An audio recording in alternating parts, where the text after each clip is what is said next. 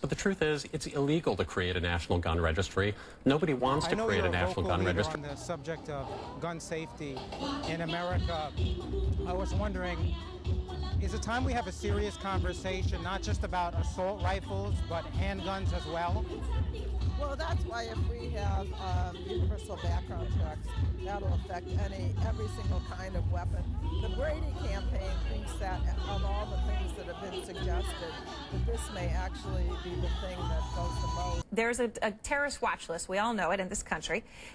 Individuals on that terrorist watch list were involved in firearms or explosive background checks 1,228 times from 2004 through 2010. 91% of those transactions were approved. Totally legal. So you can be on the terrorist watch list, you can go in, you can buy a gun. Isn't that a case in point for why we should have background checks? Let's start with the public opinion polls. That survey and others are showing that also nearly the same number of NRA and Gun Owners of America members support the universal background check, which is really a gun registry system. And in fact, we polled our members after that data were published, and we found that an overwhelming number of them disapprove. Only 4% approve, 5% of the NRA members. Did you ask them if they wanted a national gun registry, Larry? Was that the question? They know what the deal is, and they're not buying it.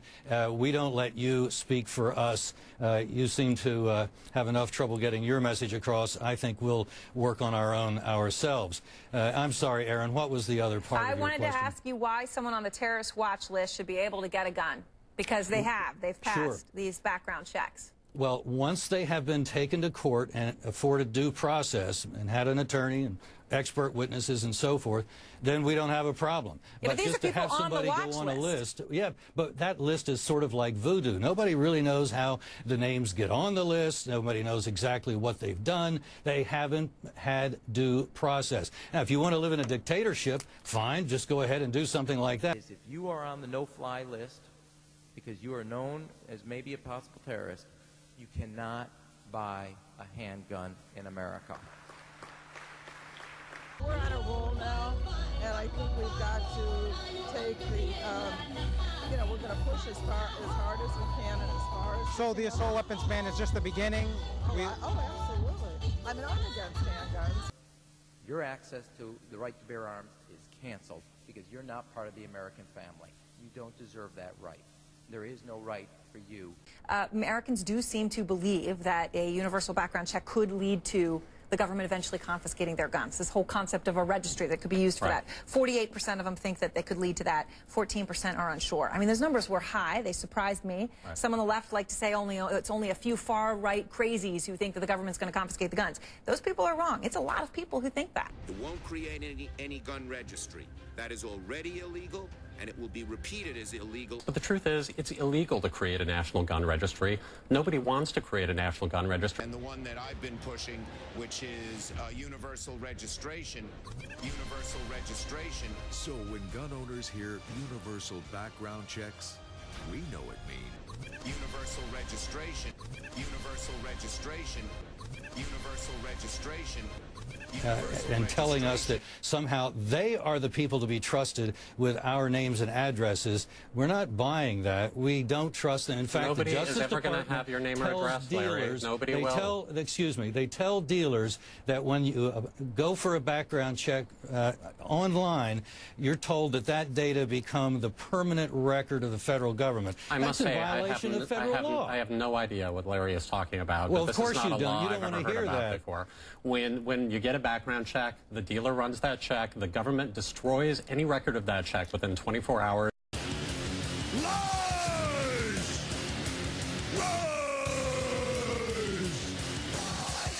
Lies! Lies! And we appreciate Larry Pratt joining us. Larry, give us the state of the Second Amendment in this Gun Owners Alert. Oh, hi, Alex. It's really good to be with you.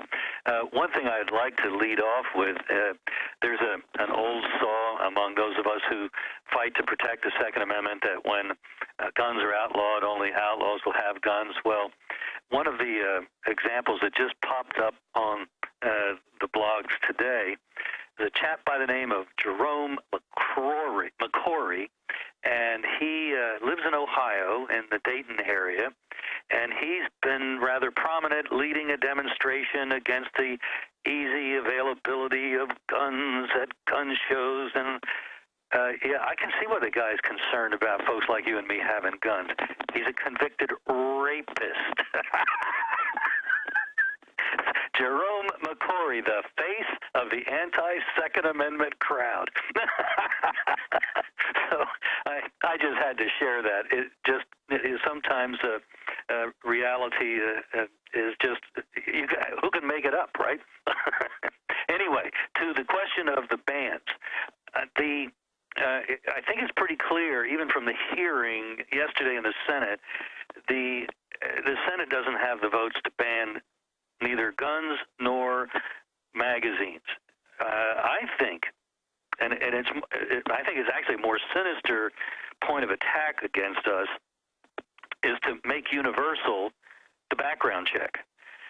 That way, if you can't even give to your neighbor, sell to your neighbor, give to your son, without going to a dealer and giving the dealer all that information for the background check, there's absolutely no way that we should be trusting the government with that information. Well, it's de facto registration. I went and bought a .50 cal Barrett a few months ago, and the whole thing was in a computerized form. I mean, I feel most gun shops now, it's computerized in a government form. You know they're getting that info. I mean, you know, the NICS system is a background check and a registration that you're a gun owner right there. Now, they're legally required to destroy the names after 24 hours.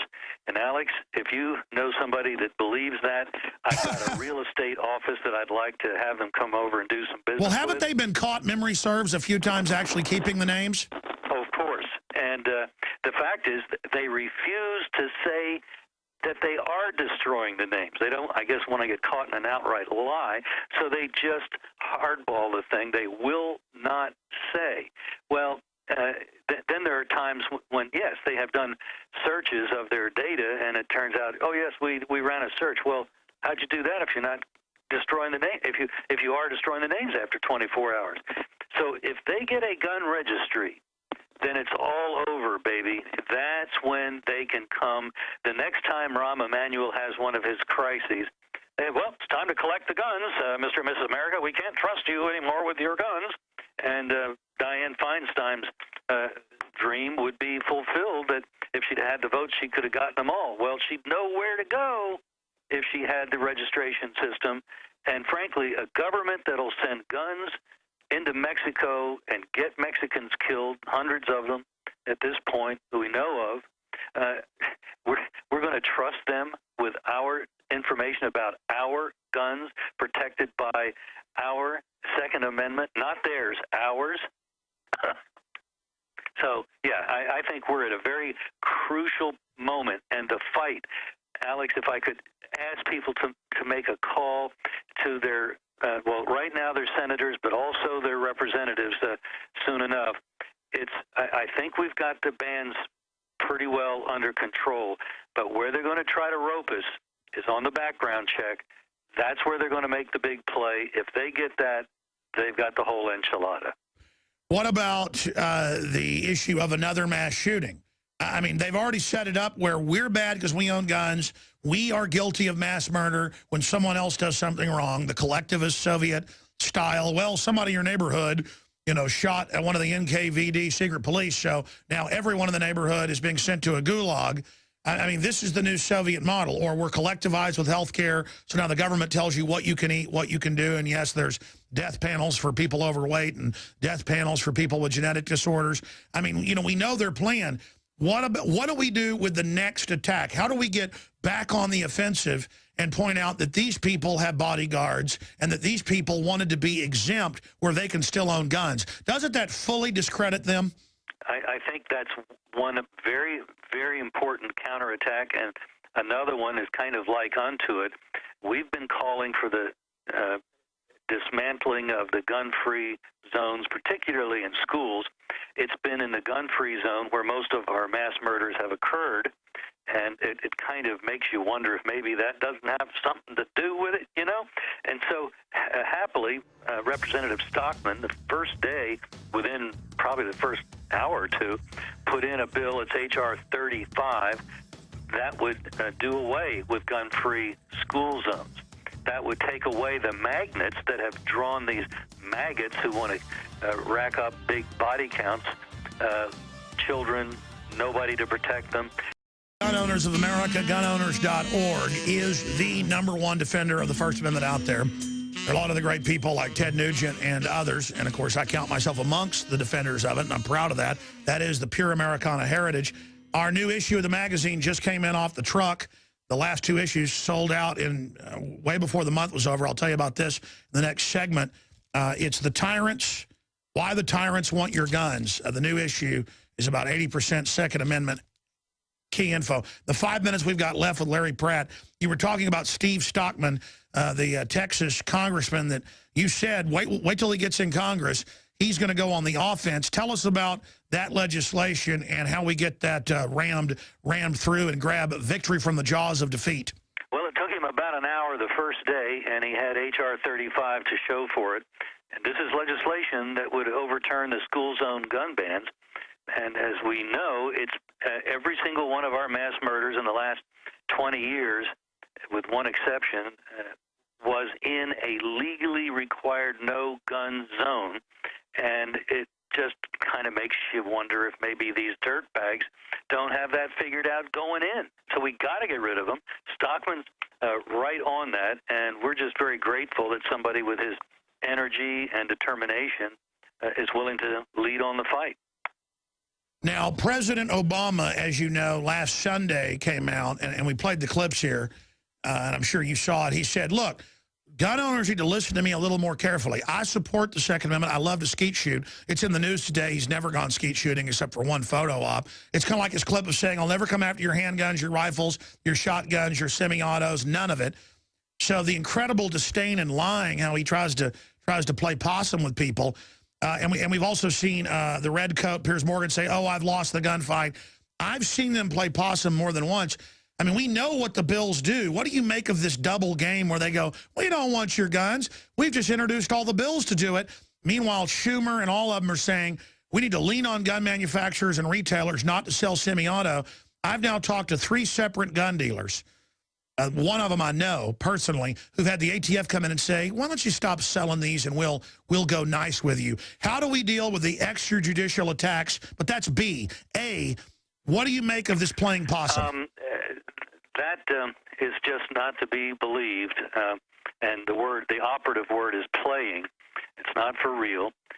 These guys clearly are on a crusade, and when they're doing that to gun dealers, they're also doing something else, and this is why we've never agreed with the 4473 form being required. We've never agreed with the background check being required.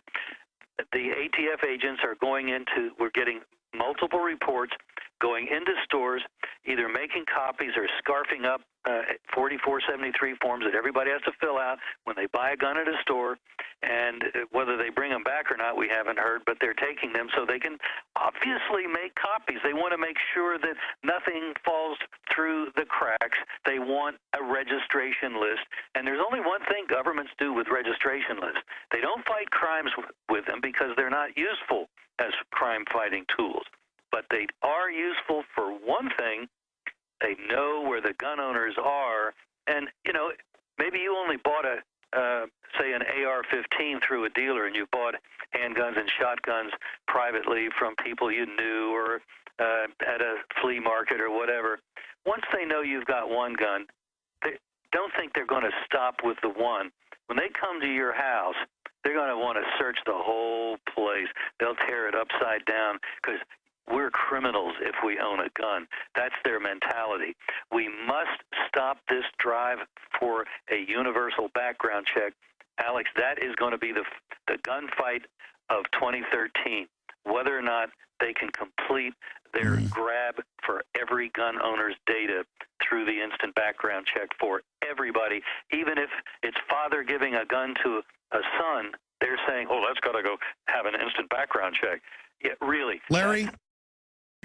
Are you getting intel on the same thing that I'm hearing, that they're I mean, we know Schumer said, let's go lean on the gun dealers and make them not sell these, and that's public statements. He and others have said that. Are you getting the reports I'm getting that the ATF's saying, why don't you not sell these? We're getting all kinds of reports. The ATF seems to be in hyperactivity, such as they weren't even in the most of the last 4 years. A lot of this stuff is now ramping up now that Obama has been elected, doesn't have to ever run again for any political office. It's pedal to the metal. This is going to be a tough fight because this guy doesn't play fair. He doesn't care about the Constitution. He doesn't care about federal gun laws. All he wants is to make sure that he can accomplish his socialist agenda, and grabbing the guns is a big part of any socialist agenda. Gunowners.org. You told me during the break you can do a few more minutes. I want to come back and ask you 2 or 3 more final questions. Larry Pratt, I've read that now the NRA had 250,000 new members in the first month of this year, well, part of December into January, and that now it's over 350,000 new members. That's great, okay? But the NRA was founded by the federal government, and the NRA helped pass the '68 Gun Control Act. And I love Charlton Heston, interviewed him several times. He was even manipulated into supporting the '68 Gun Control Act. That's why he came out. That's why he came out so strong for the Second Amendment later, because he felt guilty about that, and he talked about that. Gun Owners of America's never sold out, never made mistakes, never backed down in their, I don't know, 30-something years of history. They're the second biggest gun group. They're the group. We don't need to hear about NRA as being the only group that represents gun owners and you know, is a default. We need to hear about gunowners.org.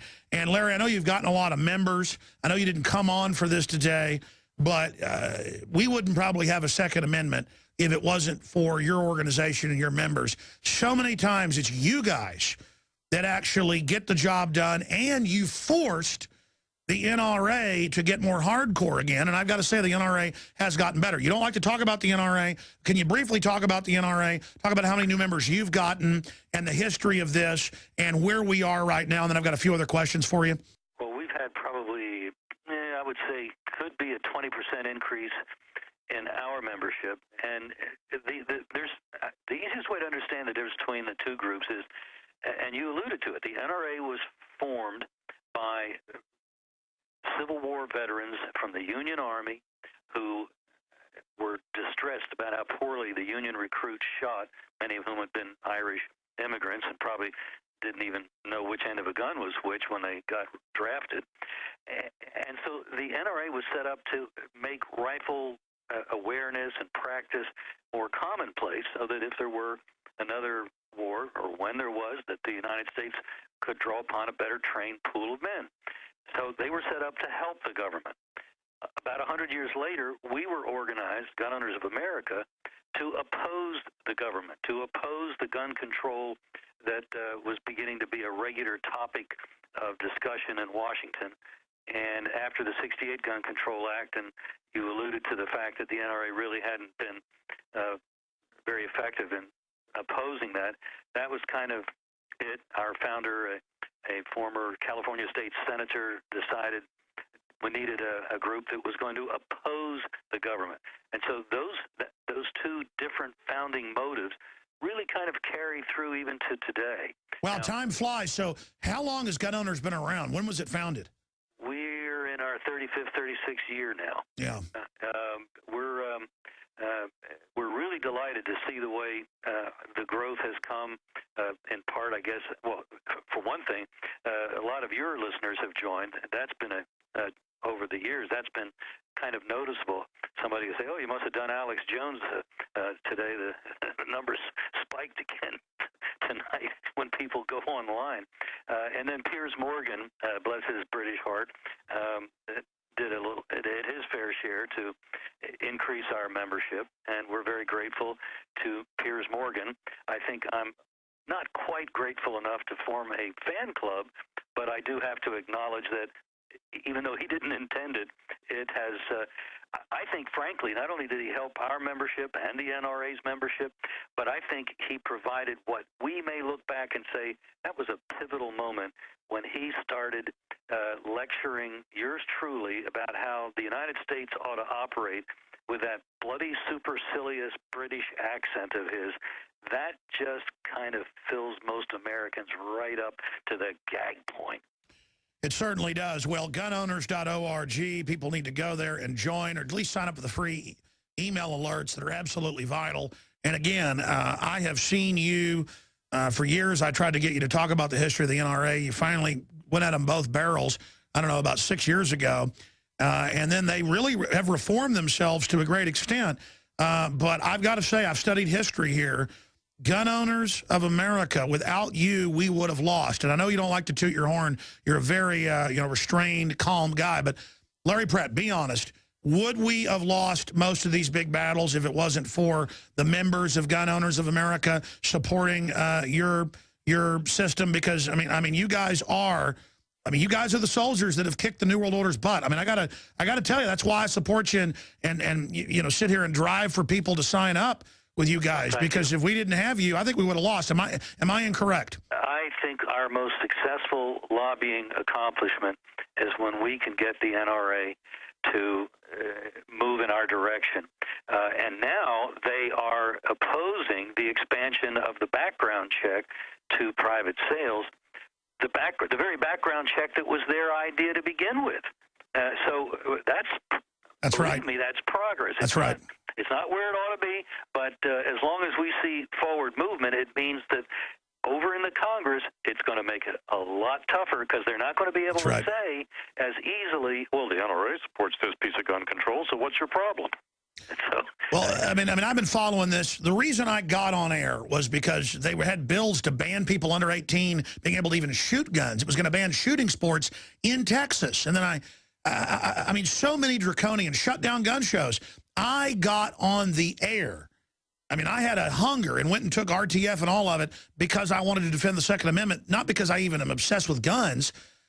I'm more obsessed with, hiking and stuff than I am guns or fishing. It's that I understand how important it is historically. Yep. And so that's why I followed the NRA standing there or even supporting stuff at the Texas level in the mid-'90s when you guys were there fighting tooth and nail with ragtag money. So that's why I'm just gushing over you, because I can authoritatively say we would have lost most of these battles if it wasn't for Larry Pratt and his leadership and what you guys have done. So I salute you. In closing.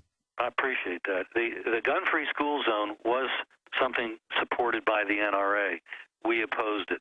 Now I think they've moved substantially, not entirely, but substantially, to oppose that as well.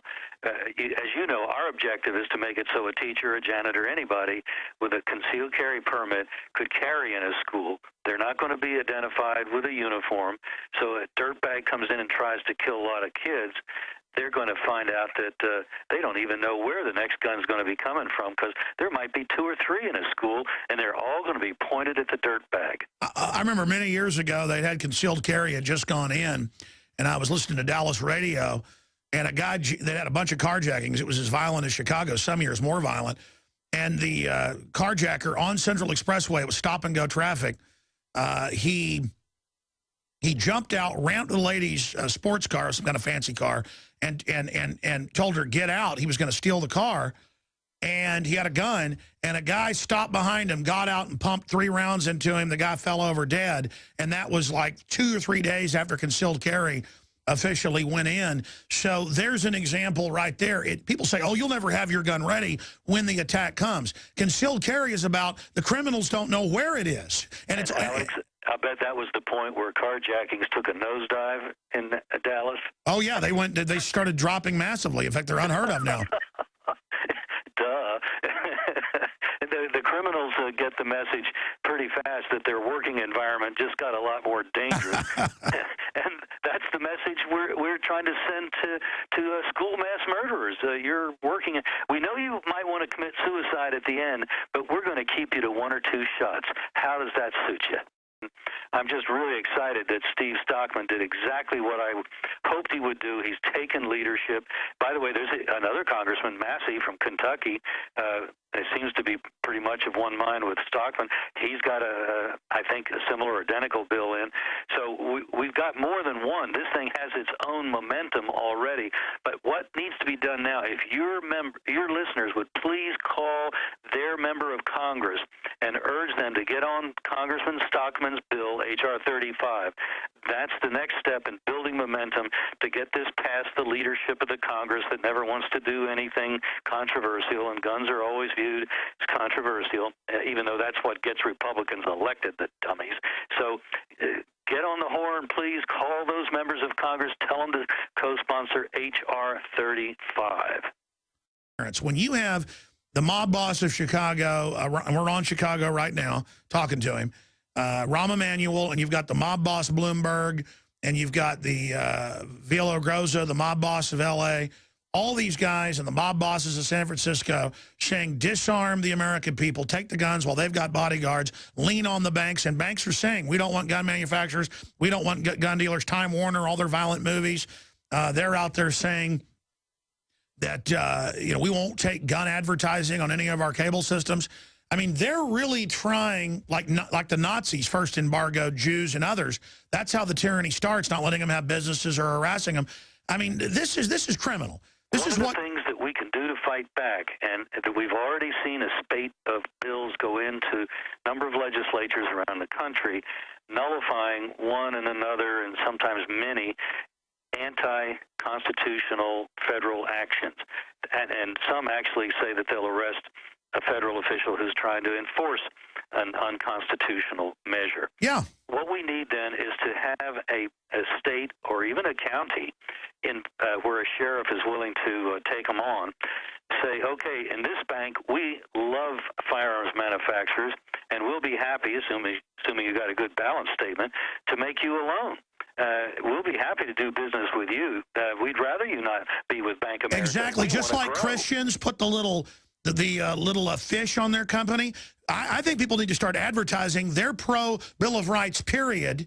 Pro-Bill of Rights would have a certified group, meaning you support them all, and have the little symbol of the gun on there. I think it's saying, welcome, America. I mean, America was born out of self-defense. Now, I want to play you a short clip and then let you go. Homeland Security has advisors running around putting out videos saying, don't have guns, have scissors. In a new training video, they're advising people not in federal buildings, they have guns, but other office buildings and things to have scissors to fight someone that comes to kill them with a gun. Let's play a clip of that. Hide you from the view of the shooter. Quickly choose the best option. If you are caught out in the open and cannot conceal yourself or take cover, you might consider trying to overpower the shooter with whatever means are available. It shows scissors. To protect your hiding place, lock the door if you can. Okay, let's stop right there. Let's block the door, and then the person comes knowing they're all hiding and shoots them in a fetal position. Why not? Concealed carry holders statistically have dropped crime 49% in the last 20 years, FBI numbers.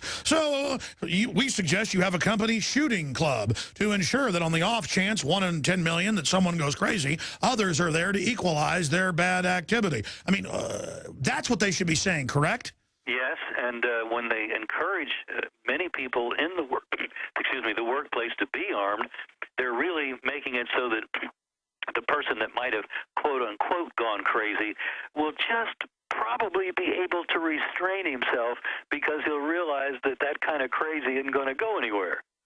Absolutely. And if you look at the MO of these guys, they love the helplessness of little kids and knowing no one can stop them. And on record, a lot of times they urinate on themselves when the police get there and kill themselves or wait to be killed. I mean, it's the same. They're always, the last 4 or 5 guys were all devil worshippers in a row. I mean, why aren't we profiling devil worshippers? Devil worshippers who overdid video games, and I did say overdid. I didn't say use them at all, but overdid video games, just like you can overdo booze or food or anything else. And so those are common elements in these attackers. And I think we better come to grips with that, make sure our kids and our grandchildren are, if they got some of these video games, that they're maybe an hour or 2 a week, rather than 3 or 4 a day. Sure. What about suing Rahm Emanuel and Bloomberg? They're always suing gun makers and gun manufacturers and publishing our names.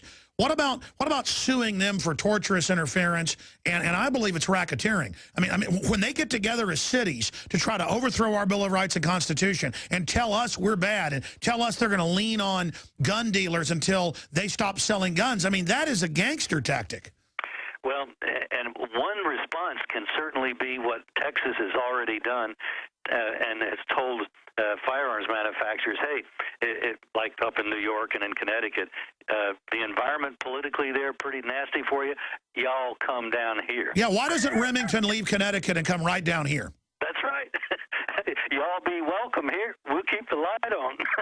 All right, Larry, give out the number for folks that don't have computers so they can call and sign up. Tell them how much it is to support the tip of the spear in the defense of the Republic. Well, for $20, you can do what Alex is saying, folks. Call 888-888-6 guns. That's 888-886-GUNS. And then for everybody else, it's gunowners.org. And what does Ron Paul say about you? The only no-compromise Second Amendment lobby. Larry Pratt, thanks for the time. We've got you back on the Nightly News Monday. Have a great weekend coming up. You too, my friend. Thank you very much. Wow, amazing guy. He's so polite. Tell him bye for me. All right, folks, that is an amazing individual right there. I've been in the fight for 20 years. I can tell you, I've been there 100 times or more. Without that guy, you would not have most of your guns right now. They've already taken them all in Australia, but bolt action, single shot, they're now trying to ban them. It's the same thing. They take the semi-auto, they register everything else, then they take it all.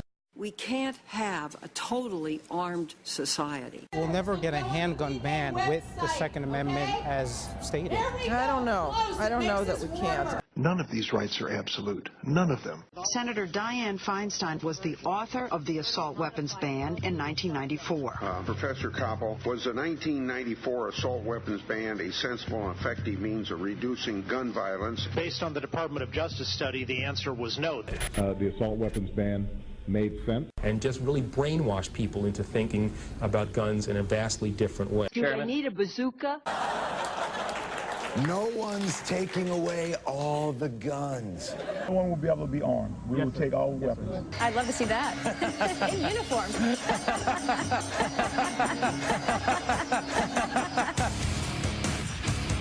I will not take your shotgun away.